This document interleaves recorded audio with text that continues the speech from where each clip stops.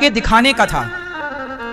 मेरा उद्देश्य तो समाज को करके दिखाने का था कि समाज में रहकर भी, ईमानदारी से चलकर भी, सच्चाई अच्छाई के रास्ते में रहकर भी समाज की सेवा हो सकती है, अपना गुजारा हो सकता है। ये दिखाना था, आपको बताना था, और ये काम मैंने 35 साल की उम्र में पूरा कर लिया। अब बताओ मेरे जीवन में मेरा जन्म लेना सार्थक हुआ कि नहीं? तो बताइए मेरी उम्र कितनी होनी चाहिए? मेरी उम्र कितनी होनी चाहिए? बहुत है, 35 बहुत है। इस 35 साल में जो मुझे करना था वो मैंने कर लिया। अब मुझे ईश्वर से ये बिल्कुल कामना नहीं है कि आप मुझे एक भी साल दीजिए, क्योंकि जो मुझे करना था वो मैंने कर लिया। अब जो बची सांसें हैं वो ईश्वर, आपकी सांसें आपके स्मरण में, आपके चरणों में समर्पित हैं। जो मेरा जन्म लेने का उद्देश्य था वो मैंने पूरा कर लिया। मैंने इस उम्र में किसी का दिल नहीं दुखाया, किसी को मैंने गाली नहीं दी, किसी को मैंने गला नहीं काटा, किसी के साथ चोरी नहीं की, किसी के साथ मैंने कुछ गलत व्यवहार नहीं किया। इस उम्र में जितना मुझे अच्छा करना था वो मैंने किया। अब आदमी 60 साल भी जिए और अपने बाप की सेवा ना करे, माँ की सेवा ना करे, तो 60 साल जी के भी तुमने किया क्या? तुम 70 साल जिए पर अपनी एक माँ की सेवा ना किए। तुम अपने बच्चों को भी बाप से पैसे मांग मांग के पढ़ाए, सेल्फ डिपेंडेंट ना बन पाए। और ये दास अनिरुद्ध 150 बच्चों को 35 साल की, और 35 साल तो मेरी उम्र आज है। गौरी गोपाल गुरुकुल की स्थापना आज से 3 साल पहले, तो आज 3 साल पहले मेरी उम्र क्या रही होगी? तब से गौरी गोपाल में बच्चे पढ़ रहे हैं। और जब मैं 24 साल का था तब से गरीब परिवार की बेटियों का और वृद्ध माओं की सेवा कर रहा हूं। जब मैं 24 साल का था, अब तो मैं 35 साल का। तो मैंने अपने जीवन में इतनी उम्र में, स्वामी विवेकानंद जी इस धरती पर कितने साल रहे? एक कम 40, 39 ईयर। आद्य शंकराचार्य जी कितने साल रहे? 29, 29। आद्य शंकराचार्य जी उम्र कितनी है ये मायने नहीं रखती, आपने इस उम्र में कम से कम उम्र में काम कितना अधिक से अधिक किया, समाज को सिखाया कितना, करके कितना बताया, क्या मैसेज दिया। आप देखो, मरोगे आप भी और मरूंगा मैं भी, लेकिन मैं तैयार हूं अभी से कि प्रभु मेरा हो गया काम पूरा। अब आप जब आपका मन पड़े बुला लेना, तैयार है बंदा। कुछ लोग रोते हैं, भगवान हमारे ये दिक्कत, वो कर लो ना मेहनत, जी खोल के लगा लो ना दिमाग, कर लो अच्छे काम और फिर तैयार रहो। जियो भी बिंदास और मरो भी बिंदास। रो रो के क्यों मरना है? अच्छे से मरेंगे क्यों भैया? कैसे मरना चाहिए? पूरा काम कर लो ना। इसलिए मुझे लगता है कि 50 साल की उम्र भी बहुत है, 60 साल की तो बहुत ही है। झांसी की रानी कितने साल में मर गई बताओ जरा, मैं ये बताओ। 23 झांसी की रानी जब अंग्रेजों से लड़ी तब क्या उम्र थी? 23 साल की लड़की। आज 23 साल की लड़की कहां है, क्या सोच रही है? और 23 साल की उम्र में वो देश के लिए शहीद हो गई। तो व्यक्ति उम्र से बड़ा नहीं होता, व्यक्ति अपने श्रेष्ठ विचारों से बड़ा होता है। आप 100 साल जिएंगे तो आप बड़े हैं, ऐसा नहीं है। कुछ लोग 10 साल की उम्र में भी इतिहास रच जाते हैं। कुछ लोग ऐसे हैं जो 25 साल में भी इतिहास रच गए। मंगल पांडे को फांसी दी तब क्या उम्र थी? जरूरी नहीं है कि मैं 70 साल में क्यों जीऊं 70 साल। जो मुझे करना था वो मैंने 35 में किया। और नहीं करने वाले 70 साल में भी क्या कर पाए? खा तो रहे हैं, 70 साल में भी खैनी खा रहे हैं, घिस रहे हैं तंबाकू। 70 साल के हैं तब पत्ते खेल रहे हैं। तो तुम पत्ते खेलने के लिए जन्म पाए हो। सिगरेट पी रहे हैं तो सिगरेट पी रहे हैं, सिगरेट। तुम हो तो 50 साल के, सिगरेट पी रहे हो। तुमने पाई तो उम्र 70 साल की, जुआ खेल रहे हो, सिगरेट पी रहे हो, लड़ रहे हो। क्या करोगे इतना जी के? कम समय पे ज्यादा काम कीजिए। ऐसा काम कीजिए कि आपके मरने के बाद भी आपका काम जिंदा रहे। और काम जिंदा जिसका रहता है ना, उसी का नाम जिंदा रहता है। जिसका काम जिंदा नहीं है ना, उसका नाम जिंदा नहीं होगा। पैसे कितने भी कमा लो साहब, भर लो तिजोरियां, लेकिन आपने उस पैसे का उपयोग क्या किया? कहां खर्च किया? अपने लिए कमाया, अपना खाया। ये काम तो कुत्ता भी करता है गली का। कुत्ती भी अपने बच्चों का पेट भर रही है, चिड़िया भी भर रही है, सुअर भी भर रहा है। अपने बच्चों के लिए ही करना है तो सब कर ही रहे हैं, चिड़िया, पशु पक्षी। लेकिन हमारा जन्म समाज की सेवा के लिए हुआ। हम राष्ट्र के लिए क्या कर रहे हैं? हम देश के लिए क्या कर रहे हैं? हमारा देश में क्या योग, आप बताइए। ये दास अनिरुद्ध का इस पूरे भारतवर्ष में कुछ परसेंट, 1% नहीं तो 1 का आधा, आधे का भी आधा % तो इस देश में हिस्सा होगा समाज को सही दिशा देने के लिए, समाज को सिखाने के लिए, समझाने के लिए। मैं आपसे पूछता हूं कि आपका क्या योगदान है इस देश के लिए? यूं तो पेट भर के खाए और सो गए पांव पसार के, ये कोई योगदान है? आए, जिए, शादी ब्याह करे और बच्चे पैदा किए, और तुम्हारा एक बेटा, और बाप को तुम्हें बड़ा होकर तुम्हारा बेटा मार रहा है, तुम्हारा बेटा तुम्हें बड़ा होकर गिलास भर पानी नहीं दे रहा, तो तुम्हारा जन्म लेना, तुम्हारा मरना दोनों ही तो व्यर्थ हो गए। तुम्हारी चिता पे जो लकड़ियां जलाई गई वो लकड़ियां भी बर्बाद हो गई, क्योंकि तुमने जीवन में कुछ किया ही नहीं। इसलिए कहता हूं जियो, बिंदास जियो, मरने से पहले कुछ करो। क्या करोगे? समाज के लिए कुछ करके दिखाओ। तुम्हारे कुछ ऐसे काम होने चाहिए जिससे समाज को सीख मिले। एक व्यक्ति वो है जिसने पोलियो की दवाई बनाई। हमारे देश में पोलियो बहुत था, बच्चे पैदा होते थे पोलियो रहता था, हाथ काम नहीं करता, पांव काम घिसटते थे। किसी डॉक्टर ने पोलियो की दवाई बनाई और पोलियो की दवाई बना के उन्होंने पूरे दुनिया से पोलियो को समाप्त कर दिया। अब बताओ उनका योगदान इस सृष्टि के लिए है कि नहीं? ऐसे वो डॉक्टर थे, उन्होंने पोलियो की दवाई दी।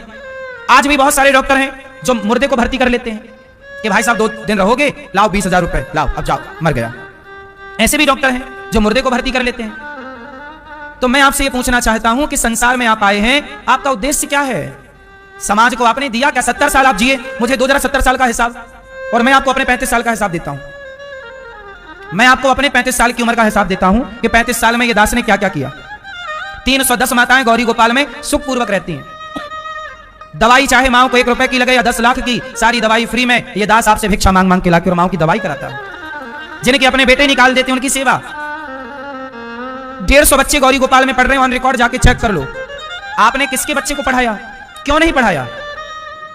यदि ईश्वर ने योग्य बनाया था तो किसी बच्चे को तो गोद लेके पढ़ा लेते कि तू पढ़ने में होशियार है, मैं तुझे अपनी तरफ से पढ़ाऊंगी या पढ़ाऊंगा। तेरी बेटी गरीब है, मेरे गांव में गरीब लोग रहते हैं, मैं अपने गांव में भीख मांगा करता था, घर घर जाके। एक टाइम ऐसा था, मैं अपने गांव में देखता हूं कि मेरे गांव में बड़े गरीब लोग हैं। एक बार क्या हुआ, मेरी आंखों के सामने घटना घट गई मेरे गांव में। उस समय में भीख मांगता था गांव में, पर मैं कुछ कर नहीं सकता था, तो मैं केवल देख सकता था, तो मैं दर्शक था। तो मैंने क्या देखा वो घटना आपको सुनाता हूं। मेरे गांव के एक व्यक्ति थे, मजदूरी करते थे, उनकी बेटी हो गई 18 साल की। तो उन्होंने गांव के एक बड़े आदमी के पास आकर कहा कि भैया बेटी का ब्याह करना है, हमें 5,000 रुपए उधार दे दीजिए। उस जमाने की बात है जब मैं लगभग 12-13 साल का रहा होऊंगा, ये तब की बात है। 5,000 रुपए तब बड़ा ही था। भैया 5,000 दे दो, बेटी का विवाह है। तो वो पैसे वाले ने कहा अच्छा, मैं भी वहीं बैठा था, मैं बच्चा था। अच्छा, मुझे बचपन से आदत थी बड़ों के साथ बैठने की। मैं बचपन में बच्चों के साथ नहीं बैठता था, क्योंकि बच्चों के साथ बैठूंगा तो बच्चों की बातें होंगी, लेकिन बड़ों के साथ बैठेंगे तो बड़ों वाला ज्ञान खोपड़ी में आएगा। जिसके साथ आप बैठते हैं ना, उस तरह का ज्ञान पाते हैं आप लोग। इसलिए आपका बैठना उठना किनके साथ है? शराबियों के साथ बैठना उठना हो जाएगा, बर्बाद हो जाओगे। गलत व्यक्ति के साथ बैठना उठना होगा, बर्बाद। आप किसके साथ बैठते हैं? कैकेयी माता मंथरा के साथ बैठने लग गई, दुर्योधन शकुनी के साथ बैठने लग गया, और मैं गांव के बड़े लोगों के साथ जो उम्र में बड़े थे, अच्छी बातें करते थे, मैं उनके साथ बैठा रहता था। वो केवल सुनता था, सुनाता कुछ नहीं था। वो आदमी आया, देखो मुझे तब की बात आज भी याद है। वो 5,000 में, भैया 5,000 दे दो, बेटी का विवाह है। तो उसने कहा 5,000 तो दूंगा, पर 3% लूंगा। कितने परसेंट? 3%। वो मतलब वो ब्याज से पैसा दिया करते थे। कहा ठीक है भैया ले लेना, लिख लो। उसने लिखवाया, साइन करा लिया, 5,000 दे दिए। अब 5,000 का 3% हर महीने चुकाना है। बेचारा मजदूरी करता था, बेटी का विवाह कर दिया। उसने ब्याज सहित 10,000 रुपए चुकाया। कितने रुपए चुकाया? सालों बाद चुकाया। 5,000 लिया था, बेटी का विवाह करके आज सालों बीत गए और बाप बेटी के विवाह का कर्जा चुका रहा है। ये बात मैंने जब देखी तो मैंने तभी ईश्वर की तरफ देखा, प्रभु कभी आप लायक बनाओगे ना, सेवा करूंगा। ये बात मैं आपको बताने वाला नहीं था, फिर भी बता रहा हूं, और ये बात बताने की नहीं है, फिर भी बता रहा हूं।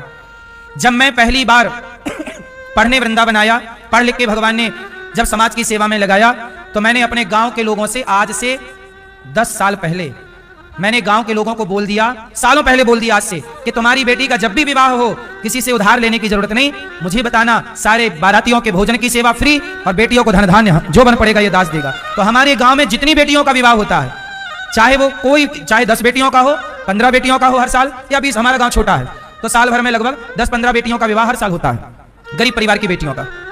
तो उन सभी बेटियों के विवाह की जिम्मेदारी ये दास की रहती है। मैं यहां बैठता हूं, फिर भी सबके लिए भोजन वहां पहुंचाना, बारातियों के लिए, और बेटी को धन धान्य जितना अधिक से अधिक हो सकता है ये देता हूं। क्यों देता हूं? अब बताओ, मैं जिस गांव में पैदा हुआ, जिस माटी में खेला पला बढ़ा, क्या उस गांव के प्रति मेरी जिम्मेदारी नहीं है? जिम्मेदारी है। अभी मैं गांव गया तो गांव के लोगों ने बोला कि हमारे बच्चे पढ़ने कहां जाएं, कोई आसपास बढ़िया स्कूल नहीं है। तब मैंने कहा चिंता ना करना, गांव के लोगों को, क्षेत्र के लोगों को हम एक स्कूल बना के देंगे निःशुल्क, बच्चे यहीं पढ़ेंगे, सबके लिए, सब पढ़ाओ अपने बच्चों को निःशुल्क। अब बताइए कि मैंने जन्म लिया तो मेरा जन्म लेना सफल हुआ कि नहीं?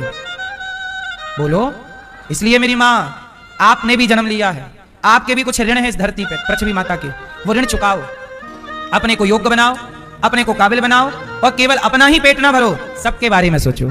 सर्वे भवन्तु सुखिनः, सर्वे सन्तु निरामयाः। तब तो आपका जीवन सफल है। इसलिए मैं समझता हूं कि बस जो अब मुझे एक स्कूल बना के देना है। अब देखो वैसे तो मेरी 35 वर्ष की आयु हो गई, अब मुझे लगता है कि अब मैं रहा तो स्कूल बना के देना है वो दूंगा, यदि नहीं भी रहा तो फिर भी मेरा उद्देश्य जीवन जो है वो लगभग पूरा है। अब मुझे कोई कामना नहीं है, कोई इच्छा नहीं है कि मुझे ये और मिल जाए। वो तो परहित के लिए जो जरूरी है वो सोचता रहता हूँ, प्लानिंग करता रहता हूँ। एक स्कूल बनाना है मुझे CBSE बोर्ड का, आप लोग सहयोग करते हो तो हो जाता है जितना। अभी एक स्कूल बनाना है, विद्यालय CBSE बोर्ड का बच्चे पढ़ेंगे, उसके लिए आप सहयोग करते हैं तो आप करो, नहीं करना है तो आप मत करो, मर्जी आपकी।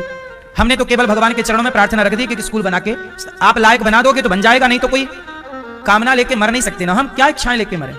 जीवन है तो पूरा करने का प्रयास करेंगे, सेवा करने का। पर अब कोई काम है, आप हमसे पूछो महाराज जी अब आपकी क्या इच्छा है? हमारी कोई इच्छा नहीं है, क्या कामना है बताइए? इसलिए कहता हूं दोस्तों, मेरी माँ, मेरी बहनों, अपनी इतनी मेहनत कीजिए, इतना मेहनत कीजिए, अपने को इतना तपाइए कि आप अपनी मेहनत से अपनी सारी इच्छाओं को समाप्त कर दीजिए, पूरी कर लीजिए ना इच्छाएं, पूरी करिए इच्छाएं। इच्छाएं लेके क्यों मरना है? ये जीवन मिला है, आज मिला है, कल मिलेगा, कौन जानता। इसलिए अब इस जीवन में केवल ईश्वर को पाना है। समाज की जिम्मेदारियां पूरी हो गई, जिम्मेदारियां पूरी हुई, अब केवल मन भगवान के चरणों में लगे। अब ईश्वर को पाना है, अब आपके सारे काम पूरे हो गए। तो मेरी माँ, आपकी क्या उम्र है? 45। और कितना आपकी कामना है? 100-200 साल। इसलिए ये मत कहो कि हमें 100 साल जीना है कि 70 जीना है, कि हे प्रभु जितनी उम्र देना है देना, उसी उम्र में इस शरीर से ऐसा काम करा देना कि बस जीवन सफल हो जाए, आना सार्थक हो जाए, है ना। बहुत जीना, मुझे लगता है कि अब काम पूरा हो गया, चलो अपन चलेंगे, तो किसी दूसरे को मौका देंगे ईश्वर। अपनी सीट भरे रहेंगे तो कौन लोग आएंगे? सबको मौका मिलना चाहिए, इसलिए रिटायरमेंट भी जरूरी है। तो भगवान कृष्ण ने हम आपको केवल ये बता रहे हैं कि जीवन मिला है तो आनंद से जियो, टेंशन फ्री, कोई टेंशन नहीं, टेंशन लेने का नहीं। क्यों लेना है? आप कहते हो टेंशन, काहे टेंशन लेते हो? जो होना है उसे आप रोक नहीं सकते, और जो नहीं होना उसे आप कर नहीं सकते, तो टेंशन किस बात की? तुम्हें मरना है तो तुम्हें मरना ही पड़ेगा, और तुम्हें जीना है तो जीना ही पड़ेगा। मौत के पहले कोई मार नहीं सकता, और मौत आएगी तो कोई बचा नहीं सकता। इसलिए पूरा सिस्टम ईश्वर के हाथ में है, इसलिए अपने आप को ईश्वर के हवाले कर दीजिए, ये समझदारी। हे प्रभु हम आपके, हे प्रभु हम, बोलो मेरी माँ, भगवान को आत्मसमर्पण कर दीजिए। हे प्रभु हमें स्वीकार कीजिए, हम क्या दें आपको? कल हमने बोला था, क्या पुष्प दें भगवान को, क्या पैसा दें भगवान को? अरे खुद को उठा के अपने आप को, स्वयं को ईश्वर के हवाले कर दें। आज भगवान ने गोपियों को बुलाया, गोपियों ने कहा प्रभु सबको छोड़ के आपके लिए आई हैं। भगवान ने कहा पति को ना छोड़ो, पति कैसा हो, पत्नी को ना छोड़ो, पत्नी कैसी हो, जिम्मेदारियां ना छोड़ो, जिम्मेदारियां पूरी करो। पति को छोड़ देना सही है? और पत्नी को? आजकल के लोग आपस में लड़ते हैं, भाई भाई लड़ रहे हैं। सबसे ज्यादा इस देश में केस कोर्ट कचहरी में भाई भाई के लड़ रहे हैं। अच्छा मुझे एक बात बताओ, लड़ाई क्यों होती है? आप बताओ, लड़ाई क्यों होती है? झगड़ा कितने कारणों से होता है? झगड़े के कारण कितने हैं भैया बताओ? झगड़े के कारण कितने हैं? झगड़े के कारण कितने भैया बताओ? हाँ, झगड़े की जड़ 3। झगड़े की जड़, मैया कहां चली मेरी माँ? झगड़ा करने नहीं, बैठो मेरी माँ। झगड़े की जड़ 3, कौन कौन सी? जड़, जोरू, जमीन। जड़ मतलब मूर्खता। झगड़ा कब होता है? जब मूर्ख हो। आप मूर्ख होंगे या सामने वाला, तो झगड़ा होगा। अब जैसे आपको किसी ने गाली दी, कुछ कहा, आपने भी रिप्लाई शुरू, अरे तूने मुझे ऐसा, अरे उसने किया, तुम क्यों उसके पीछे भाग रहे हो? कुत्ता आपको देख के भौं भौं करता है, तो क्या आप भी भौं भौं करोगे? ये कुत्ते का स्वभाव है। कुछ लोगों का स्वभाव लड़ने का है, तो जो स्वभाव से लड़ाकू हैं उनसे क्यों लड़ना है? ये उनका स्वभाव है, नेचर है, हम क्यों लड़ें? तो यदि आप लड़ रहे हैं, मतलब आप बता रहे हैं कि आप मूर्ख हैं।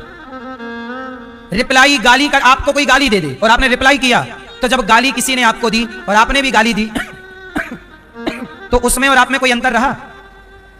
यदि वो गधा था तो तुमने भी तो गाली देके सिद्ध कर दिया कि तुम भी गधे हो। वो भौंक रहा था तो तुमने भी तो बोल के सिद्ध कर दिया तुम भी उसकी तरह भौंकने वाले हो। इसलिए समझदार है वो, चुप रहता है जो। कुत्तों के मुंह नहीं लगना चाहिए। झगड़े की जड़ 3, पहला जड़ मतलब मूर्खता। जोरू, जोरू मतलब झगड़ा किसके कारण?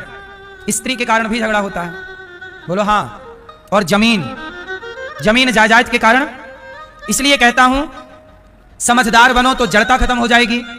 समझ से पत्नी लाओ तो पत्नी की समस्याएं समाप्त। अच्छी पत्नी, समझदार पत्नी लाओ, पानी पियो छान के, विवाह करो जान के। और जमीन का विवाद इसलिए होता है कि बहुत सारे पिता बंटवारा किए बिना तय हो जाते हैं। इसलिए आप लोगों से प्रार्थना है, मरने से पहले अपने बच्चों का बंटवारा कर दो। नहीं करोगे तुम्हारे मरते ही बच्चे आपस में लड़के मर जाएंगे। समझदार बाप है, समय रहते समय पे बंटवारा कर दे। रहो साथ में, पर भैया ये तुम्हारा अपना अपना संभालो। प्रकृति का नियम है, बंटवारा होना है। बाप चाहता है कि नहीं मेरे जीते जी बंटवारा ना हो, और मर जाता है तो बाप के मरते ही बेटे भी मर जाते हैं, लड़के। कोर्ट कचहरी लड़ते हैं, तरक्की कर नहीं पाते, सारा पैसा कोर्ट कचहरी में खर्च हो जाता है। तो भाई में यदि झगड़ा होगा तो उसका जिम्मेदार पिता होगा या जिम्मेदार मां होगी। ये बात सही है कि गलत है? बोलो हाँ। यदि माँ बाप सही बंटवारा करें तो कभी भाई में झगड़ा, याद रखिएगा, आप जितने माँ बाप बैठे हैं तुम्हारे बेटे आपस में लड़ेंगे, जिम्मेदार तुम कहलाओगे। इसलिए समय रहते बंटवारा कर दो। भैया आपने किया बंटवारा कि नहीं? कितने बच्चे हैं? 2 हैं। जाति बंटवारा करना। शादी हो गई? एक बेटी है, एक बेटा है, ठीक है। भगवान कृष्ण कह रहे हैं जाओ पति की सेवा करो, पति की सेवा। अब भगवान ने गोपियों को उपदेश किया। गोपियां बोली प्रभु आप हमारे पति हैं, आपको छोड़कर कहां जाएं। तब गोपियों के साथ भगवान ने रास रचाना स्टार्ट किया। भगवान गोपियों के साथ रास रचाए, तभी गोपियां अभिमान में डूब गई कि हम कितनी सुंदर हैं, कितनी सुंदर हैं। और जैसे ही अभिमान आया, भगवान गोपियों को छोड़कर अंतर्धान हो गए। भगवान को क्या पसंद नहीं है मेरी मां? बताओ क्या पसंद नहीं है? क्या पसंद नहीं है? अभिमान। क्या पसंद नहीं है? अभिमान। कोशिश करिएगा कि अभिमान ना हो। क्या हनुमान जी को अभिमान था? रावण को अभिमान था? हाँ। क्या विभीषण को अभिमान था? नहीं था, तो लंका मिल गई। रावण को अभिमान था तो लंका छिन गई। बोलो हाँ। अभिमान अच्छा नहीं है साहब। अच्छा, एक बार गोपियों को अभिमान आ गया, हम बड़ी सुंदर, छोड़कर चले गए। अच्छा, अभिमान ना आए इसके लिए क्या करना चाहिए? आप मुझे बताओ, मैया चश्मा वाली मैया, आप बताओ अभिमान ना आए ऐसे क्या करें कि अभिमान आए ही ना? क्या उपाय है कि अभिमान ना आए? सब लोग अपना आंसर खोज के रखिए। सबसे पूछेंगे, पहले मैया से। नहीं, ये मैया झोला वाली मैया, बताओ क्या करें कि अभिमान ना आए? हैं? क्या करें? नाचें, गाएं, हंसें, रोएं, क्या करें? भैया बताओ, हमारे चश्मा वाले भैया, अभिमान ना आए क्या करें? आप बताइए। आप क्या करें? इच्छाओं को मारें। अच्छा, जिन्होंने इच्छाएं मार दी, क्या उन्हें अभिमान नहीं आएगा? कई बार इस बात का भी अभिमान होता है कि हमारी कोई इच्छा नहीं है। ये भी एक अभिमान है। क्या करें कि अभिमान ना आए? ये मैया सो रही हैं? एक गई। हाँ मैया, अभी आप गिर जाती हो ना जगाते तो। सुनो, अभिमान ना आए क्या करें भैया? सुनो, मेरे पास एक उपाय है, इसका कहो तो बताऊं। अभिमान ही नहीं आए, मेरे पास एक ऐसा उपाय है कि आप कर लोगे तो अभिमान ही नहीं आएगा। अभिमान नहीं आएगा तो पतन नहीं होगा। बता दूं? आप कहो तो बताऊं? बताऊं?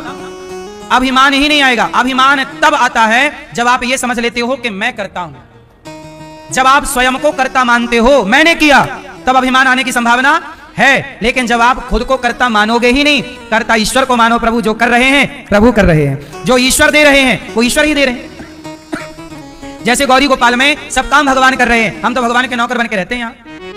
तो भगवान, जब कर्ता भगवान है तो मुझे अभिमान आ ही नहीं सकता। यदि मैं स्वयं को कर्ता मान लूं कि मैं करता हूं, तब अभिमान आएगा। तो आज से आप लोग कर्ता किसे मानेंगे? करते हो तुम कन्हैया, मेरा नाम हो रहा है, मेरा आपकी कृपा से सब काम हो। एक करते कराते ईश्वर हैं, हमें निमित्त बनाते हैं। अच्छा भैया ये बताओ, भैया आप बताओ, आप कितने लोगों का पेट भरते हैं? आप? हाँ, 4 लोगों का। दादाजी आप कितने लोगों का पेट भरते हैं? 5 लोगों का। आप मैया, ये मैया बताएंगे हमारी चश्मा वाली, कितने लोगों का पेट भरती हैं आप? एक अकेली हो। और आप मैया 4 लोगों का पेट। मैया आप मैया कितने लोगों का पेट भरती हो? 3 लोगों का। मैया 5 लोगों का। मैया पीली मैया 7 लोग। और मैया बगल वाली गुलाबी लाल 3 लोग। मैया गुलाब वाली मैया 5 लोगों का पेट मैया भरती हैं। मैया आप कितने लोगों का? 1 अकेली हो। और पीछे वाले टोपी वाले भैया वो पगड़ी लगाए हैं पीले कलर की, तुम कितने लोगों का पेट भरते हो? 4 लोगों का भैया पेट भरते। चश्मा वाले पीले भैया आप कितने लोगों का पेट भरते हैं? वो चश्मा वाले भैया पीले शर्ट पहने हैं।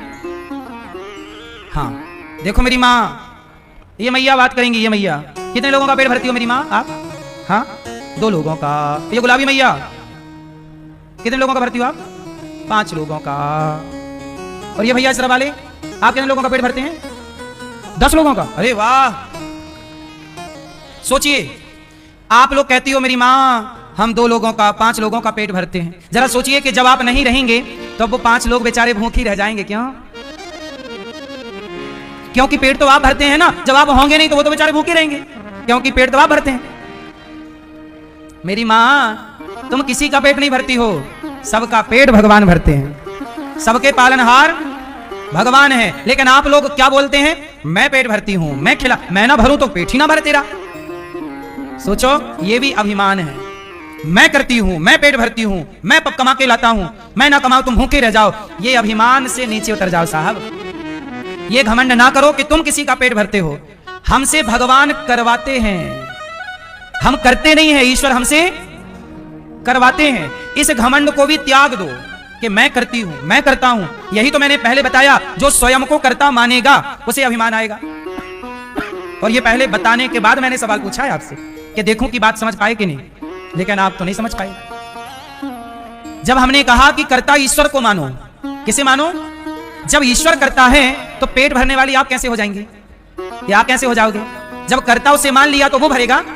आपने बोल तो दिया कि कर्ता ईश्वर है, पर माना नहीं, तो बोलने से क्या होगा? आप बोल दो क्या प्रधानमंत्री हो तो हो जाओगे क्या? बोलने से कुछ नहीं होता। ऐसे आपने भी बोल दिया झूठी मैया सब भगवान करते हैं, और बाद में मैं पेट भरती हूं। हाँ तो देखो आपकी कथनी और करनी अलग अलग हो गई। बोलो हाँ। इसलिए ईश्वर के आगे कपट नहीं, इसी का नाम कपट है। इसी को क्या बोलते हैं? आप भगवान के सामने कहती हो हे भगवान सब आप करते हैं, और बाद में कहती हो मैं पेट भरती हूं या मैं भरता हूं। तो अभी कुछ और कह रहे थे, आप तुरंत दलीलें बदल दी। बोलो हाँ। इसलिए अंदर से बाहर से, देश में विदेश में सदा एक ही भाव रखो कि कर्ता परमात्मा है, वो सब कर रहा। हम तो उसकी कठपुतली हैं, हम नाचने वाली हैं, हम नाचने वाले हैं। विधाता नचाने वाला, वो नचा रहा। हम सब ही नचावत राम गोसाई, सबको वो नचा रहे और हम सबके सारों पे, ईश्वर के सारों पे नाच रहे।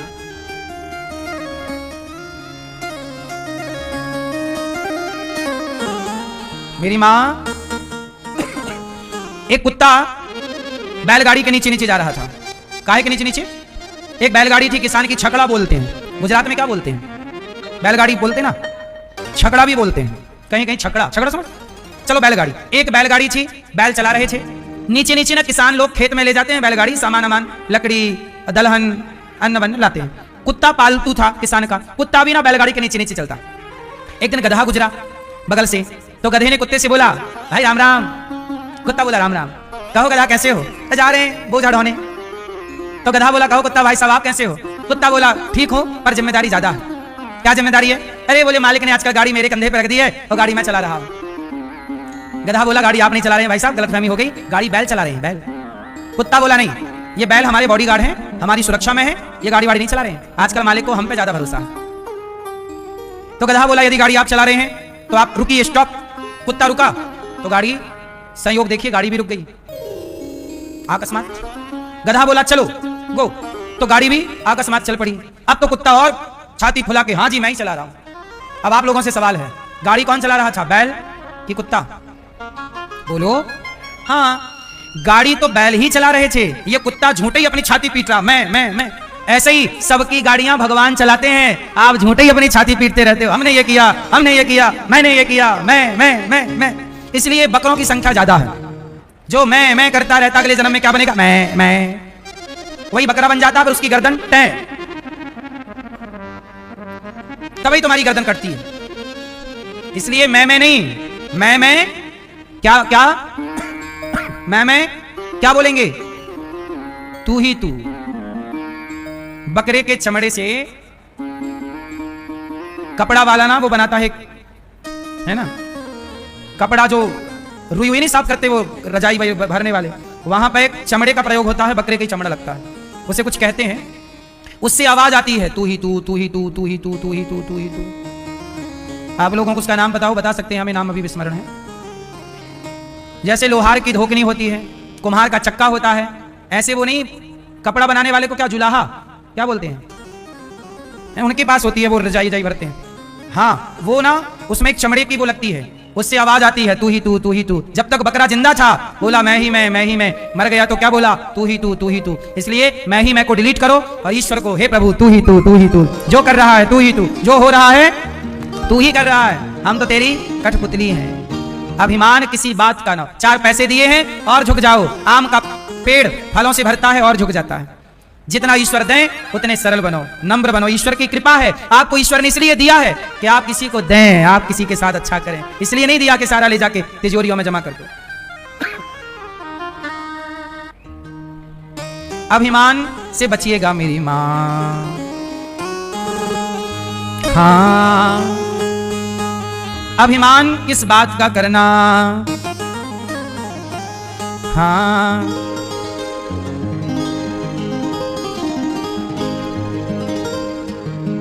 अभिमान किया रावण ने क्या हुआ, अभिमान किया कंस ने क्या हुआ, अभिमान करा गोपियों ने, भगवान छोड़कर चले गए।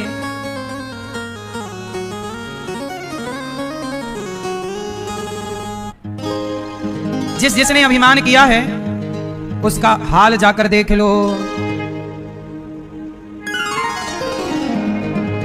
एक लड़की विवाह करके चली, एक लड़की डोली पर, एक लड़की अर्थी पर चली। 2 लाइन जरा अभिमान पर सुन लीजिए, समझ आ जाएगी बात। एक डोली चली, एक डोली मतलब डोली, लड़की चली डोली पर बैठकर। एक डोली चली, एक अर्थी चली, डोली अर्थी से कुछ यूं कहने लगी। एक गांव से अर्थी, एक गांव से डोली, दोनों की भेंट चौराहे पे हुई, तो डोली ने अर्थी से कहा अरे अर्थी, एक डोली चली, एक अर्थी चली, डोली अर्थी से कुछ यूं कहने लगी। क्या कहा, रास्ता तूने मेरा क्यों ये खोटा किया। मेरे सामने क्यों आ गई, मैं तो घर बसाने जा रही थी। रास्ता तूने मेरा क्यों ये खोटा किया, सामने से चली जा तू वो दिल जली। डोली ने अर्थी को कह दिया दिल जली। तब अर्थी की अंतरात्मा बोल पड़ी, डोली इतने बड़े बोल ना बोल, तू मुझे दिल जली कह रही है, मैं वैसे भी जलने ही जा रही हूं। पर सुन, आज जिस रास्ते मैं जा रही हूं ना, तुझे भी सारा काम निपटा के इसी रास्ते आना पड़ेगा। आखिरी रास्ता सबका शमशान की ओर ही जाता है। आखिरी रास्ता सबका किस ओर जाता है। आखिरी यात्राएं आप कितनी भी बड़ी बड़ी यात्राएं कर लो, पर अंतिम यात्रा तो शमशान की ओर ही लेकर जाएगी। इसलिए बहन देख, इतने बड़े बोल ना बोल। डोली बोली चल हट जा मेरे रास्ते से। डोली अभी नया नया खून है, नई नई गर्मी है। जब आदमी कहते ना समझ नहीं होती तो जवानी अंधा कर देती है। जब आप किसी का अपमान करते हैं, तिरस्कार करते हैं, उस समय आप अंधे हो जाते हैं। आप भूल जाते हैं कि जो समय आज सामने वाले का है, कल वो समय मेरा भी हो सकता है। किसी को गरीब ना समझना साहब, किसी को छोटा ना समझना, क्योंकि कभी छोटे को आपने छोटा समझा तो आपको भी ईश्वर उस छोटे के बराबरी में लाके खड़ा कर देता, तू भी वैसे ही हो जा। चल, कितने लोग ऐसे हैं आपने भी देखे होंगे जो कल तक बड़े बड़े धनवान थे, अब उनके घर में रोटी का जुगाड़ नहीं है। हमने देखे हैं साहब, करोड़पति लोग सड़क छाप बन गए। जिनके 4-4, 6-6 महल अटारी हुआ करते थे, आज वो किराए के घर पर रहते हैं और किराया देने का पैसा नहीं है। हमने बिगड़े को बनते भी देखा है और बने को, ये सब ईश्वर का खेल है। इसलिए किसी बात का घमंड ना करना। आज दौलत है, कल रहेगी, कौन जानता है। सत्ता, संपत्ति और सुंदरता ये किसी के बाप की बफौती नहीं। सत्ता आज है, कल रहे ना रहे। संपत्ति आज है, कल रहे ना रहे। सुंदरता आज है, कल रहे ना रहे, क्योंकि ये सब परिवर्तनशील चीज है। आज है संपत्ति, उसका सदुपयोग करो, घमंड में ना रहो कि मेरे पास है। अर्ची ने कहा 4 तुझ में लगे, 4 मुझ में लगे, फूल तुझ में चढ़े, फूल मुझ में चढ़े। ए डोली बड़े बोले काहे बोलती है। चार कंधों का सहारा तुझे है, डोली उठाने वाले चार और अर्थी उठाने वाले। जब ये चार कंधे तेरा साथ दे रहे हैं, चार कंधे मेरा साथ दे रहे हैं, जब इन कंधों ने कोई फर्क नहीं समझा तो तू मुझे अपने से अलग क्यों मानती है, फर्क क्यों करती है? तेरे गले में भी फूल की माला, तो देख मेरे गले में भी फूल की माला। चार तुझ में लगे, चार मुझ में लगे, फूल तुझ में चढ़े, फूल मुझ में चढ़े। फर्क इतना है तुझ में और मुझ में सखी, फर्क इतना है तुझ में और मुझ में सखी। तू जहां मैं चली, मैं जहां से चली, तू जहां मैं जा रही है, तू जहां मैं चली, मैं जहां से चली। इतना अंतर, तू जहां मैं और मैं जहां से। मांग तेरी भरी, मांग मेरी भरी, चूड़ी तेरी हरी, चूड़ी मेरी हरी।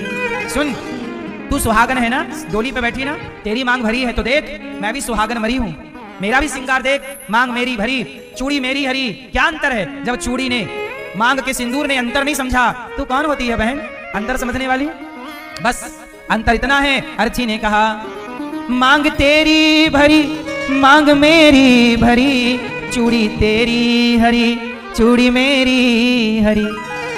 फर्क इतना है तुझ में और मुझ में सखी। इतना ही अंतर है कि तू विदा हो चली, मैं अलविदा हो चली, तू विदा हो चली, मैं अलविदा हो चली। तू विदा होके जा रही है और मैं अलविदा। गोरे हाथों में मेहंदी जो तेरे लगी, गोरे हाथों में मेहंदी वो मेरे लगी। फर्क इतना है तुझ में और मुझ में सखी।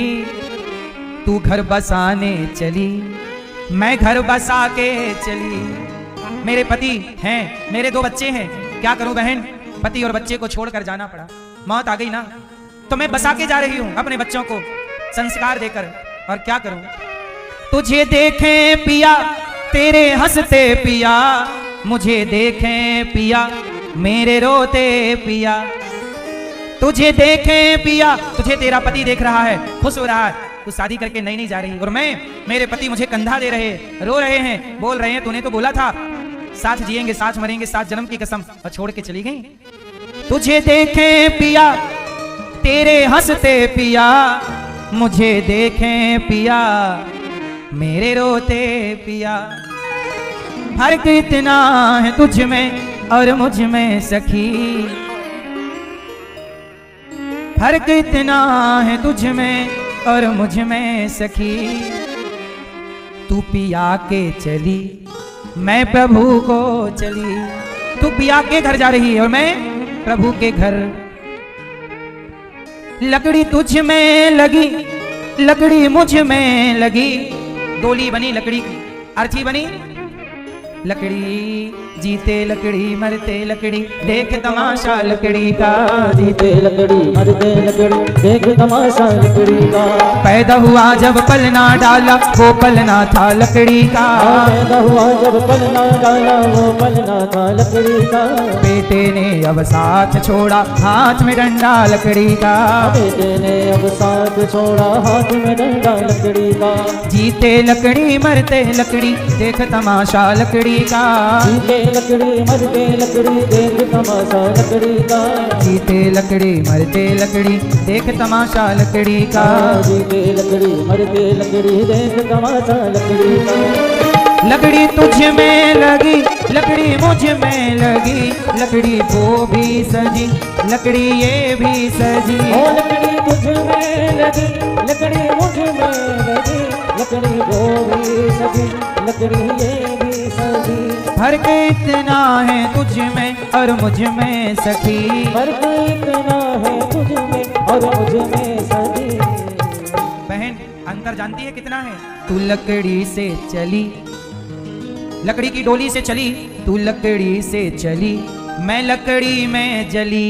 तू लकड़ी से चली, मैं लकड़ी में जली, तू लकड़ी से चली, लकड़ी में चली। एक डोली चली, एक अर्थी चली, एक डोली चली, एक अर्थी चली। डोली अर्थी से कुछ यूं कहने लगी।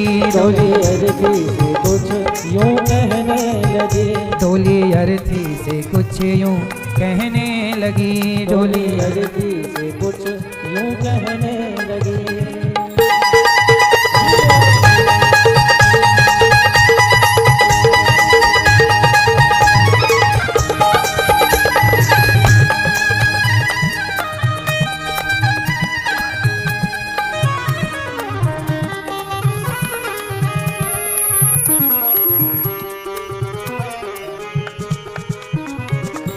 अर्थी की बातें सुनकर डोली अपने रास्ते चली गई और अर्थी जाते जाते बोल गई, बहन घमंड ना करना इस बात का कि तू डोली पर है। कब तक बैठेगी इस डोली में? एक दिन तुझे उतर के इस चिता पर लेटना ही पड़ेगा। तू नहीं लेटेगी, समय लिटवाएगा। कब तक रहोगे महलों में? एक दिन निकलना पड़ेगा। कब तक सोओगे महंगे महंगे गद्दों में? एक दिन लकड़ी की नसैनी पर सोना पड़ेगा, चिता पर लकड़ियों के ढेर पर सोना पड़ेगा। कब तक पहनोगे महंगे महंगे कपड़े? एक दिन कफन का टुकड़ा पहनना पड़ेगा। इसलिए मेरी माँ, यदि जीवन सत्य है और जीवन की तमाम सुख सुविधाएं सत्य हैं, तो ये मत भूलिएगा कि आपको ये सब छोड़ के एक दिन ना चाह कर भी जाना पड़ेगा। घमंड ना हो किसी बात का। ईश्वर दें तो सहजता सरलता से स्वीकार कीजिए, समाज की सेवा कीजिए। भगवान गोपियों के संग अभिमान मिटाए। गोपियों ने पुकारा, गोपी गीत गाया, हे कृष्ण जयति तेधिकम जन्मना ब्रजः श्रयत इंदिरा शश्वदत्र ही दयति दृश्यताम दीक्षुतावकाश त्वयि धृता सवस त्वां विचिन्वते तव कथामृतं तप्त जीवनं कवि विरीडितं कल्मषापहं श्रवण मंगलम श्रीमदाततं भुवि गृह्णन्ति ते भूरिदा जना। सारी गोपियां गोपी गीत कृष्ण के जाते ही तड़प गईं, हे कृष्ण कब आओगे, कब दर्शन दोगे। तड़प गईं और गोपियों ने रो रो के कन्हैया को पुकारा, हे प्रभु गलती हो गई, क्षमा कीजिए। जब भक्त अपनी गलती स्वीकार करता है और भगवान का चिंतन कीर्तन करता है, भगवान को पुकारता है, तो भगवान उसे क्षमा जरूर करते हैं, क्षमा कर देते हैं। गोपियों के मध्य भी भगवान प्रकट हो गए और गोपियों के साथ दिव्य महारास रचाया। जितनी गोपियां उतने कृष्ण बनकर भगवान ने गोपियों के संग दिव्य महारास रचाया। शंकर जी भी उस रास में सम्मिलित हुए, सब बड़े प्रेम से उस रास में सम्मिलित हुए। इसके बाद भगवान ने सुदर्शन और शंखचूड़ नाम के दैत्य का उद्धार किया। इसके बाद भगवान की दिव्य रास लीला अखंड लीला है। अरिष्टासुर का अक्रूर जी आए, अरिष्टासुर का उद्धार हुआ। अक्रूर जी को, केसी और व्योमासुर को भगवान ने मारा। अक्रूर जी भगवान को लेने आए, मथुरा चलो। जब मथुरा जाने लगे ना भगवान, तो मथुरा जब जाने लगे तो गोपियां सामने आकर खड़ी हो गई, कृष्ण हमें छोड़ कर ना जाओ। भगवान ने कहा 2 दिन में आ जाएंगे, कहकर भगवान चले गए। मथुरा गए। मथुरा में भगवान ने धोबी पर कृपा की, दर्जी सुदामा नाम के माली पर, कुब्जा पर कृपा की। ये कुब्जा पिछले जन्म की वही कंस की बहन सूर्पनखा थी, आज कुब्जा बनकर आई और प्रभु ने इसे स्वीकार किया। कुब्जा से चंदन लिया, कुबर ठीक की और कृपा कर दी। कुबलियापीड़ नाम के हाथी को मारा और भगवान कृष्ण ने कंस को मार दिया। कंस को मारा। कंस के पिता उग्रसेन को राजा बना दिया। कंस के पिता उग्रसेन थे और कंस की माता का नाम था पद्मावती। इनकी माता के साथ एक घटना घट गई थी। ये कंस किसका बेटा है? उग्रसेन का बेटा नहीं है। उग्रसेन की पत्नी पद्मावती एक बार अपने मायके गई। वहां पर एक तालाब में ये नहा रही थी, तो एक गोभिल नाम का एक दैत्य इन पर मोहित हो गया और इनके पति का रूप बनाकर, मतलब उग्रसेन का रूप बना करके पद्मावती के संग उसने रमण किया। और पद्मावती बाद में पहचान गई कि ये तो मेरा पति नहीं है। तो पूछा, रे दुष्ट तू कौन है? तो कहा कि मैं गोभिल नाम का दैत्य हूं, तुम मेरे से गर्भवती हो गई हो। तो पद्मावती ने कहा मैं तुम्हें श्राप दे दूंगी। उस दैत्य ने कहा तुम मुझे श्राप नहीं दे सकती। क्यों? क्योंकि तुम्हारे पति ने तुम्हें रोका था कि तुम मायके ना जाओ। तुमने पति की आज्ञाओं का उल्लंघन किया, और जो स्त्री अपने पति की आज्ञा का उल्लंघन करती है वो शाप देने की अधिकारी नहीं होती, इसलिए तुम मुझे शाप नहीं दे सकती हो। अब उसी गोभिल नाम के दैत्य का बच्चा इसका था, और जब ये बच्चा हुआ तो उसी का नाम रखा गया कंस। और वो बड़ा दुष्ट था, क्योंकि राक्षस का बेटा है तो स्वभाव राक्षसी होंगे। इसलिए कहता हूं, माता पिता जितने अच्छे आचार विचार के होंगे उतने अच्छे आचरण का बच्चा पैदा होगा। माँ बाप का जितना आचार विचार बिगड़ेगा उतना दूषित बच्चा पैदा होगा। दूषित मतलब विचारों का दूषित विचारों वाला। जैसे आज समाज में लिव इन नाम की बीमारी चल पड़ी है। कौन सी बीमारी? Live in relationship. Live in में लोग रहते हैं, शादी के पहले इस लड़की के साथ रह लिया, उस लड़के के साथ रह लिया, एक के साथ जी भरा, फिर दूसरे के साथ रहने लग गए, फिर तीसरे, सब ट्रायल चलता रहता है लोगों का आजकल यहां वहां। अब बताइए कि विवाह के पहले ये सब करना सही है कि गलत है? यदि आप विवाह के पहले किसी पुरुष के संग रह गई या किसी स्त्री के संग कोई पुरुष रह गया, तो जब आप अपनी फाइनल पत्नी या पति के संग रहोगी तो आपकी संतान श्रेष्ठ होगी, क्योंकि आपका गर्भ अपवित्र हो गया। पर पुरुष के स्पर्श से, पर नारी के स्पर्श से पुरुष अपवित्र हो जाता है, पर नारी को काम भाव से स्पर्श करे तो। यदि कोई पुरुष जैसे नाले में पांव रख दिया तो बताओ अपवित्र माना जाता है कि अरे भाई हमने किसी कुत्ते की पॉटी कचर गई पांव से, नाले में गिर गए, मलमूत्र कचर गया, पांव रख गया, तो लोग अपवित्र मान लेते हैं ना, भाई साहब हम अपवित्र हो गए, थोड़ा नहा लें तब पवित्र होंगे, क्योंकि मलमूत्र कचर लिया ना, छू लिया। सोचिए कि उसी तरह जब पुरुष काम भाव से किसी पराई स्त्री का स्पर्श करता है तो वह पुरुष अपवित्र हो जाता है, और कोई स्त्री काम भाव से अपनी पति के सिवा पराये पुरुष का स्पर्श करे विवाह के पहले तो वो शुद्ध रहेगी कि अशुद्ध हो जाएगी? तो वो अशुद्ध है, फिर आपके द्वारा जो संतान होगी वो पवित्र विचार वाली कैसे हो सकती है? इसलिए तो आज की समाज में जो बच्चे पैदा हो रहे हैं वो बहुत सारे बच्चे कैसे हैं? कुछ बच्चे जो माँ बाप को गिलास भर पानी नहीं देते, बड़ों का सम्मान नहीं करते, अपनी संस्कृति से प्यार नहीं करते। क्यों? क्योंकि तुम्हारी पवित्रता नष्ट हुई है तो अपवित्र विचारों वाला ही पैदा होगा, पवित्र विचारों वाला बच्चा कैसे होगा? इसलिए स्त्री का और पुरुष का दोनों का पवित्र होना जरूरी है, आचार का विचार का। यदि श्रेष्ठ संतान चाहते हो तो, और श्रेष्ठ संतान नहीं चाहते तो फिर आप चार चार जगह संबंध बना रहे हैं। कौन रोक रहा है आपको? कौन आपका हाथ पकड़ने जाएगा? आज की मनमानी समाज में कौन रोक रहा? कौन? आजकल तो कानून बन गया कि आप लिव इन में रहने का कानून ही बना दिया। जब आप खुद ही अपना आचार विचार गिराना चाहोगे तो आपके कुल खानदान की परंपराएं नष्ट होंगी, सनातन संस्कृति नष्ट होगी। इसलिए मेरी मां, अपने आप को पवित्र रखिए, अपने आचार को, अपने विचार को नष्ट ना होने दीजिए। पराई स्त्री पराई पुरुष से बचिएगा, गलत विचार भी मत आने दीजिए मन के अंदर। भगवान ने कंस को मारा, कंस के भाइयों को मारा, और मथुरा का राजा कंस के पिता उग्रसेन को बनाया। भगवान पढ़ने के लिए उज्जैन गए, 64 दिन में 64 कलाएं सीख कर आए। अच्छा, भगवान राम में कितनी कलाएं हैं? उत्तर दो, कितनी? मैया, पीछे वाली मैया। भगवान राम में कितनी कलाएं हैं? 12। कौन बोल रहा है? और भगवान कृष्ण में कितनी है? 16। ये देखो, ये विचारधारा ना परेशान करने वाली विचारधारा। इनको ज्ञान मिला तो, पर गलत मिल गया। अब ये कहने लग गए देखो गलत ज्ञान पाओगे तो गलत रटना लगाओगे। अब इनका दोष नहीं है, इन्हें जहां से ये ज्ञान सप्लाई हुआ गलती वहीं थी। ये कह रहे हैं कि भगवान राम में 12 कलाएं हैं और कृष्ण में कितनी बता रहे हैं? 16। अब बताइए कृष्ण की 16 कलाएं कौन कौन सी हैं? राम की 12 कलाएं कौन कौन सी हैं?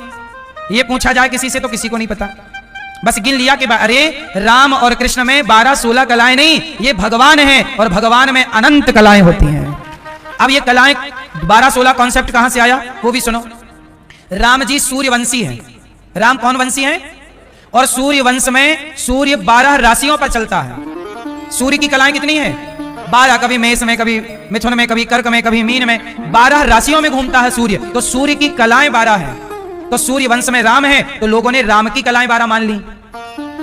भगवान कृष्ण चंद्रवंशी हैं तो चंद्रमा की कलाएं 16 हैं। चंद्रमा की 16 कलाएं कौन कौन सी? गिनो। चंद्रमा कितनी कलाओं से युक्त हैं? 16। कौन कौन? बोलो। अमावस्या हो गई एक, फिर प्रतिपदा, द्वितीया। प्रतिपदा का चंद्रमा अलग है, द्वितीया का अलग है, तृतीया का अलग है, चतुर्थी का अलग। ऐसे पूर्णिमा का चंद्रमा पूरा है। तो अमावस्या से लेकर पूर्णिमा तक कितनी हो गई? बोलो 16। तो ये चंद्रमा की कलाएं 16 हैं। तो चंद्रवंश में कृष्ण हुए तो लोगों ने कृष्ण की कलाएं समझ ली। जबकि भागवत जी में लिखा है कि भगवान कृष्ण जब पढ़ने गए तो पढ़कर आए तो 64 कलाएं सीख कर आए। कितनी कलाएं? 64 कलाएं तो भगवान कृष्ण की भागवत जी में लिखी हैं। सांदीपनी जी के यहां जब पढ़ने गए तो 64 कलाएं जिनकी हों, अनंत कलाएं जिनकी हों, उनको 16 और 12 के बंधन में क्यों बांधना? ये अज्ञानवश सूर्य और चंद्रमा की कला को लोगों ने राम और कृष्ण की कला समझ ली और ये समाज में लोगों को प्रचारित कर दिया गया। लोग उसी को सही मानने लग गए। बोलो हाँ मैया, बोलो हाँ कि ना। क्या? भगवान की कलाएं कितनी? अनंत। हरि अनंत हरि कथा भगवान कृष्ण पढ़ने के लिए गए उज्जैन। 64 दिन में 64 कलाएं सीखे। अच्छा मुझे एक बात बताओ, भगवान कृष्ण ने अपने गुरु जी को गुरु दक्षिणा में क्या दिया था? ये भैया बताएंगे केवल। क्या दिया था बताओ मैया, बताओ मैया। ओ लाल मैया, जाने लग गई मेरी माँ। सुनो, झोला वाली मैया, एक झोला कथा सुन ली मैया ने, अब जा रही हो मेरी माँ? जाओ टाटा। भगवान गुरुजी को दक्षिणा में क्या दिया अपने गुरुजी को मैया बताओ? पीछे वाली मैया, लाल मैया, चश्मा वाली मैया, हरी मैया। क्या दिया? क्या दिया? हाँ, भगवान कृष्ण ने अपने गुरुजी को, उनका पुत्र, गुरुजी का बेटा मर चुका था, सांदीपनी जी का पुत्र मर चुका था कई वर्ष पहले। तब उनके मरे हुए पुत्र को भगवान ने, गुरु माता ने कहा कि मुझे या तो आप बेटे के रूप में रह जाओ या मुझे मेरा बेटा लाओ। तब भगवान गुरु जी का मरा हुआ पुत्र लौटा कर दिया।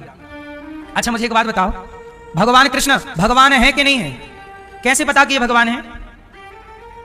कैसे पता? आपको कैसे पता कि कृष्ण कृष्ण भगवान है? क्या प्रमाण है आपके पास कि कृष्ण भगवान है? कृष्ण के भगवान होने का प्रमाण दो मैया। मैया ऐसे तुमसे कोई प्रश्न पूछेगा ऐसी चुप बैठी रहोगी? पीछे वाली मैया, ये चश्मा वाली मैया पीछे सोफे पे, नहीं दोगी प्रमाण? नहीं? गुस्सा हो क्या मेरी मां? सुनो, भगवान कृष्ण भगवान है, इसका प्रमाण क्या? अरे एक उंगली से इतना बड़ा पहाड़ कोई इंसान थोड़ी उठा सकता है। भगवान ने एक उंगली से गिरिराज जी उठाए, ये प्रमाण है कि ये काम भगवान ही कर सकते हैं। मरे हुए बेटे को कौन जिंदा करके दे सकता है? हाँ, तो भगवान की लीलाएं सिद्ध कर रही हैं कि ये मनुष्य के रूप में है तो सही, पर ये मनुष्य नहीं है। ये कौन है? कहीं आपको संदेह ना हो जाए कि ये मनुष्य है। ये मनुष्य जैसी लीलाएं तो करते हैं, पर है कौन? हाँ, इसलिए बहुत सारे प्रमाण हैं। सांदीपनी जी का बेटा जीवित करके दिया, वापस आए। जब भगवान आए, कहां? मथुरा आए। तो मथुरा में गोपियां भगवान का इंतजार कर रही थी। तब भगवान ने उद्धव जी से कहा, ए उद्धव जी, भगवान का इंतजार ब्रजमंडल में कौन कर रहा था? गोपियां। भगवान क्या बोलकर आए थे? मैं 2 दिन में आ जाऊंगा। और 2 दिन का बोल के गए और अभी तक। एक दिन भगवान कृष्ण रो रहे थे। उद्धव जी ने कहा, क्यों रो रहे हो? तब भगवान ने कहा, मुझे अपनी गोपियों की याद आ रही है। उद्धव, तुम चाहो तो मेरी आंखों के आंसू पहुंच सकते हो। कैसे? तब भगवान ने कहा, हाँ उद्धव, उद्धव वृंदावन जइयो, मैया से हो जाए कहियो, याद करत तेरो सावेरो। भगवान क्या बोले? उद्धव, उद्धव वृंदावन जइयो, मैया से हो जाए कहियो। उद्धव वृंदावन जाओ और मैया से कहना कि याद करत तेरो सावेरो। मैया तेरा कन्हैया तुझे बहुत याद करता है। तो उद्धव जी कहे कि जब आपको कन्हैया अपनी माँ की गोपियों की इतनी याद आ रही है तो आप खुद क्यों नहीं चले जाते? आप मुझे क्यों भेज रहे हैं? जाओ, आप चले जाओ ना प्रभु। भगवान बोले, नहीं, यदि मैं अपनी गोपियों से मिलने गया तो मेरे शत्रु जरासंध को पता चल जाएगा। मेरे शत्रु जरासंध को पता चल जाएगा और जरासंध फिर मुझे नुकसान नहीं, मेरी गोपियों को नुकसान पहुंचाएगा। इसलिए भगवान गोपियों से कितना प्रेम करते हैं। भगवान अपने प्रेम को प्रकट नहीं करते, छिपा के रखते हैं। किसे भेज रहे हैं? उद्धव, उद्धव वृंदावन जइयो, मैया से हो जाए कहियो, याद करत तेरो सावेरो।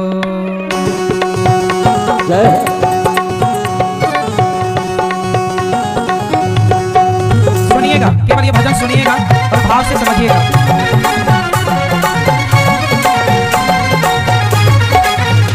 उद्धव, उद्धव वृंदावन जइयो, मैया से हो जाए कहियो, याद करत तेरो सावेरो।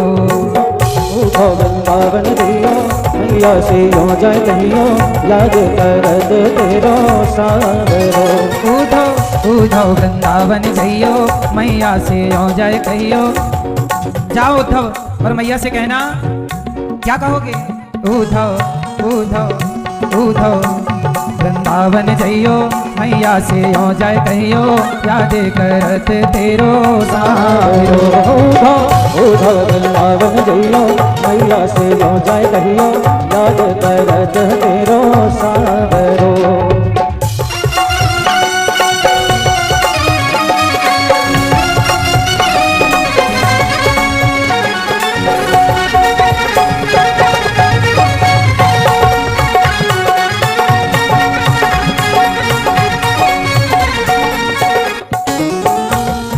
वृंदावन की लता पताएं मेरी अखियन में झूमे।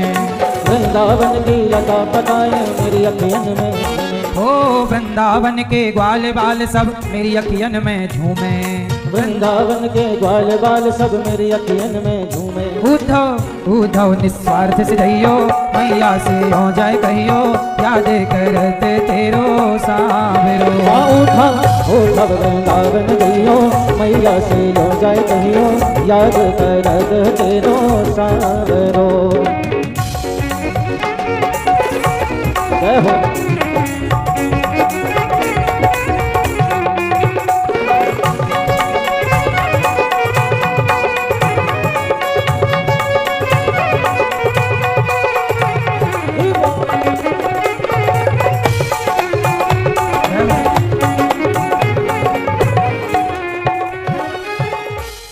उद्धव जाओ और मेरी गोपियों से कहना।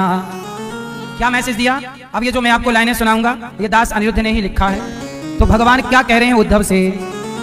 मेरी याद में गोपियां रोए रोए यशोदा मैया। गोपियां बोली, भगवान उद्धव जी से जब बोले ना कि जाओ, हाँ भगवान बोले गोपियों उद्धव जी जाओ, मेरी याद में गोपियां रोए रोए यशोदा मैया। मेरी याद में गोपियां रोए रोए यशोदा मैया। ग्वाल बाल भी रोते होंगे रोती होंगी गैया। ग्वाल बाल भी रोते होंगे रोती होंगी गैया। उद्धव उद्धव निक जल्दी से जइयो मैया से आ जाए कहियो याद करत तेरो सावरो। सुनो, 2 दिन का मैं बोल के आया महीनों की बीती रातें। 2 दिन का मैं बोल के, भगवान क्या बोल के गए थे? 2 दिन में आऊंगा। 2 दिन का मैं बोल के आया महीनों की बीती रातें। कैसे जाऊं कैसे पूछूं उनके मन की बातें।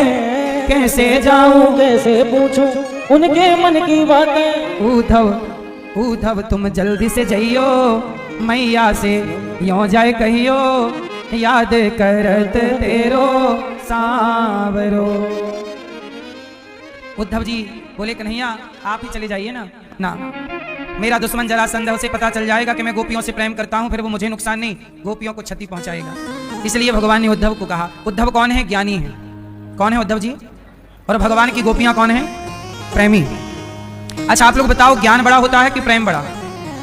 कौन बड़ा? ज्ञान और प्रेम लड़ाई लड़ेगा तो कौन जीतेगा? कौन जीतेगा? ज्ञान कभी जीतता नहीं है। ज्ञान हमेशा प्रेम के आगे नतमस्तक हो जाता है, हार जाता है। इसलिए भगवान को ज्ञान से ना पाओगे, भगवान को किससे पाओगे? हाँ, राम ही केवल प्रेम प्यारा जान ले ये जो जान निहारा। भगवान को मोहन प्रेम बिना नहीं मिलते, चाहे कर लो कोटि उपाय।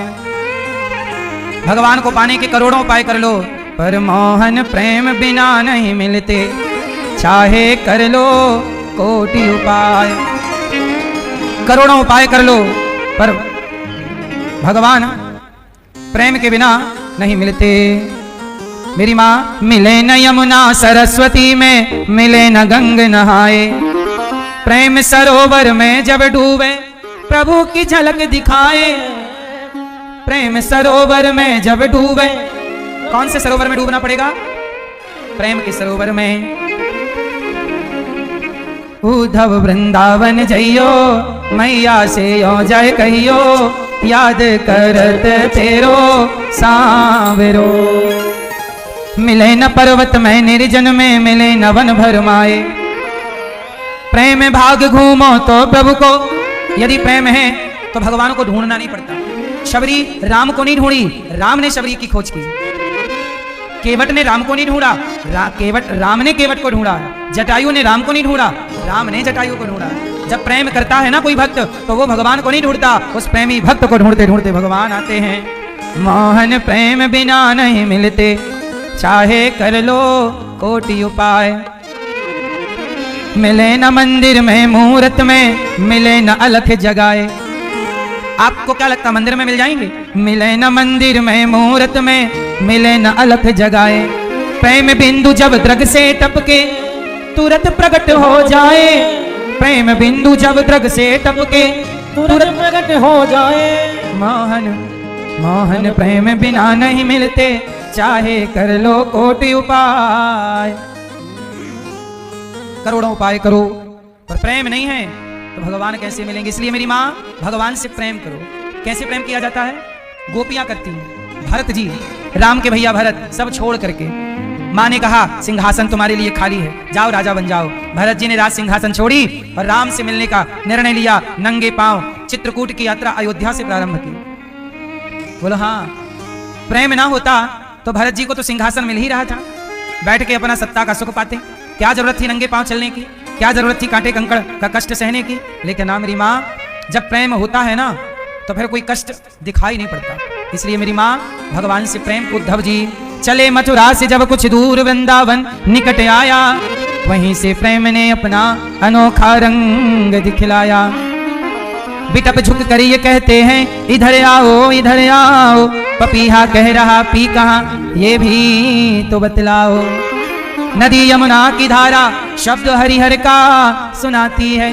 भ्रमर गुंजार से भी यही मधुर आवाज आती है। जब उद्धव जी वृंदावन की ओर आए, भगवान ने कहा जाओ वृंदावन। जब आए तो वृंदावन में उद्धव जी ने क्या देखा? उद्धव जी ज्ञानी हैं और वृंदावन में कौन रहता है? प्रेमी गोपियां। उद्धव जी आए, पूछा भैया ये यशोदा का घर कहाँ है? लोगों ने बताया वो रहा घर, ये पानी की धार जहां से निकल रही है। उद्धव जी ने पूछा पानी घर से क्यों निकल रहा है? धारा। बोले पानी नहीं है। गोपियां, ग्वालवाल, गैया, यशोदा मैया इतने आंसू बहाए कृष्ण के लिए कि उन सबकी याद में जो आंसू गिरे वो आंसू ही ये छोटी सी नदी जैसी नजर आ रही है। उद्धव जी अंदर गए, दरवाजे में आवाज लगाई, मैया। यशोदा मैया अंदर से बोली चुप रहो, अभी हमारा कन्हैया सो रहा है। जिस पालने पे कभी कन्हैया सोया करते थे, उसी पालने पे कन्हैया की तकिया लेकर रखती है और खाली पालना झुलाती है। मेरा कन्हैया सो रहा है। कन्हैया के बिस्तर को कन्हैया मान लेती है, कन्हैया की तकिया को कन्हैया मान लेती है, कन्हैया के झूले को कन्हैया मान के मैया कहती है चुप रहो, मेरा कन्हैया सो रहा है। थोड़ी देर बाद कहती है कन्हैया कब तक सोएगा रे, आज जागेगा नहीं? उद्धव जी बोले ये पागल स्त्री कौन है? तब कहा नंद बाबा आए। भैया तुम कौन हो? मैं उद्धव हूँ बाबा। ये यशोदा मैया कहाँ है? नंद बाबा रोते हुए बोले ये जो बैठी है ना, ये यशोदा है। अरे यशोदा? यशोदा तो कन्हैया की माँ है, उसे तो कितना साफ सुथरा होना चाहिए और कितना दिव्य होना चाहिए। इनके तो बाल बिखरे हैं, पुरानी सी साड़ी है, ये तो कोई दासी लग रही है। नंद बाबा बोले उद्धव जब से कन्हैया गए हैं ना, तब से इन्हें इनका पता ही नहीं। सोचो प्रेम क्या है। मुझे मेरा पता है मतलब मैं ज्ञानी हूं, मुझे मेरा पता है मतलब मैं ज्ञानी हूं, और जिस दिन मुझे मेरा ही पता ना चले, ना रह जाए, तब मैं प्रेमी हो गया। उद्धव जी को नंद बाबा कहते हैं कि देखो जब मैं था तब हरि नहीं, जब तक आपको आपका ज्ञान होगा तब तक आपको भगवान का ज्ञान नहीं हो सकता।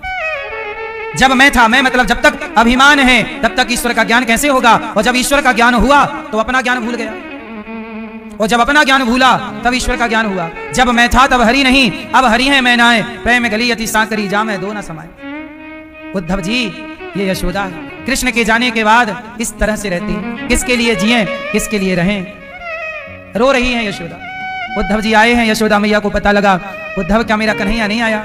क्या भूल गया वो मुझे? क्या वो मुझे अपनी माँ नहीं मानता? यदि मानता उद्धव तो आता जरूर। शायद उसकी अपनी माँ मिल गई ना उसे देवकी, शायद उसके अपने पिता मिल गए पिता वसुदेव, इसलिए हमें भुला दिया कन्हैया। हे कन्हैया क्या गुनाह किया, हमें तुमने भुला दिया। रो रही हैं। ये जो रोना है, ये जो प्रेम है ना मेरी माँ, यही बड़े बड़े भक्त चाहते हैं। ये प्रेम कब हमारे भीतर आएगा? उद्धव गोपियों के पास गए, गोपियां रो रही। उद्धव जी कुछ समझाने लगे। गोपियों ने कहा, ऐ उद्धव हमें ज्ञान की पोथी न सुनाना। ऐ उद्धव हमें ज्ञान की पोथी न सुनाना। क्यों? हम प्रेम दीवानी हैं, वो प्रेम दीवाना। तन मन जीवन श्याम का, श्याम हमारा काम। रोम रोम में रम रहा वो मत वाला श्याम।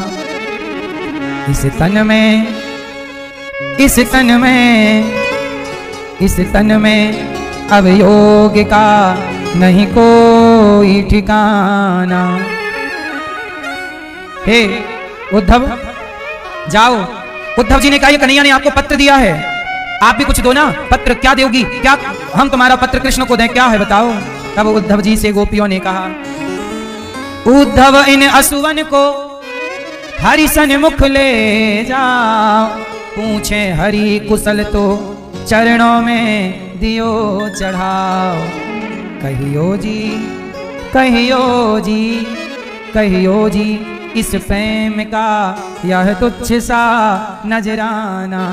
मेरे आंसुओं को ले जाओ और कृष्ण के चरणों में चढ़ा दो। कृष्ण समझ जाएंगे कि हमारी गोपियों की हालत कैसी। एक सखी बोली, गोपी अब तो मर जाए, कन्हैया आए नहीं। अब कन्हैया, हे मोहन तेरे बिना भी क्या जीना। ओ कान्हा रे तेरे बिना भी क्या जीना। एक सखी बोली, चलो अब मर जाती हैं, आए नहीं, अब किसके लिए जिए। आए नहीं श्याम जी, लगाई कहाँ देर रे। कब आएंगे? गोपियों ने पुकारा, कब आएगा मेरा सांवरिया, कब आएगा मेरा सांवरिया, कब आएगा मेरा सांवरिया। आएगा तो क्या करोगी? मेरे आंसू पहुंच कर मुझे गले लगाएगा। गोपियां अथाह प्रेम करती और कहती अब मर जाऊंगी। तो दूसरी सखी बोली, ना सखी, कहा है ना आऊंगा। आशा रख पगली आएंगे, हरि आएंगे, प्रभु आएंगे, हरि आएंगे, हरि आएंगे। आशा रख, आशा रख, आशा रख पगली आएंगे, आशा रख पगली आएंगे, आशा रख पगली आएंगे, आशा रख पगली आएंगे। हरि आएंगे, हरि आएंगे, प्रभु आएंगे, प्रभु आएंगे, हरि आएंगे, हरि आएंगे। आशा रख, आशा रख, आशा रख पगली आएंगे, आशा रख पगली आएंगे।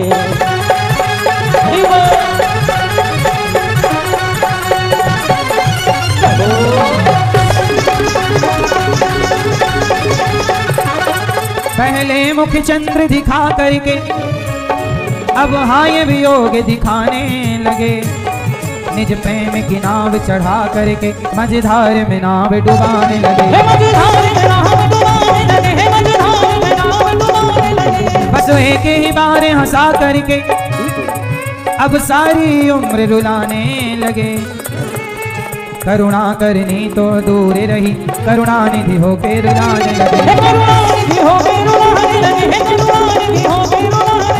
हरि आएंगे, हरि आएंगे, प्रभु आएंगे, प्रभु आएंगे, हरि आएंगे, हरि आएंगे। आशा रख, आशा रख, आशा रख पगली आएंगे, आशा रख पगली आएंगे, आशा रख पगली आएंगे।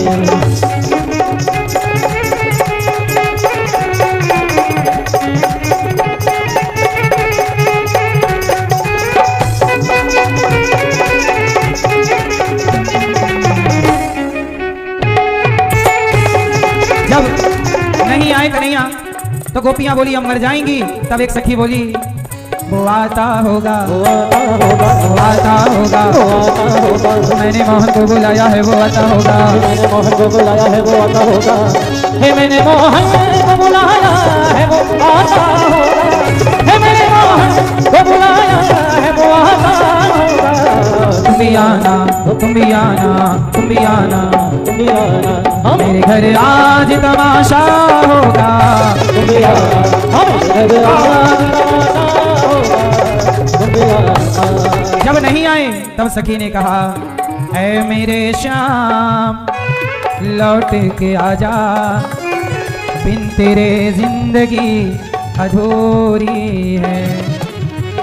आके तो देख मेरी हालत को, बिन तेरे हर खुशी अधूरी है।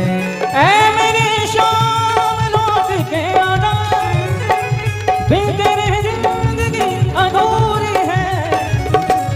आके तो देख मेरी हालत को, बिन तेरे हर खुशी अधूरी है। बिन तेरे हर खुशी अधूरी है। बिन तेरे हर खुशी अधूरी है। ऐ मेरे श्याम लौट के आजा, बिन तेरे जिंदगी अधूरी है। आके तो देख मेरी हालत को, बिन तेरे हर खुशी अधूरी है। ऐ मेरे श्याम लौट के आजा, बिन तेरे जिंदगी अधूरी है। बिन तेरे जिंदगी अधूरी है। बिन तेरे जिंदगी अधूरी है। ऐ मेरे श्याम, मेरे श्याम, मेरे श्याम, ऐ मेरे श्याम लौट के आजा, बिन तेरे जिंदगी अधूरी है। आके तो देख मेरी हालत को, बिन तेरे हर खुशी अधूरी है।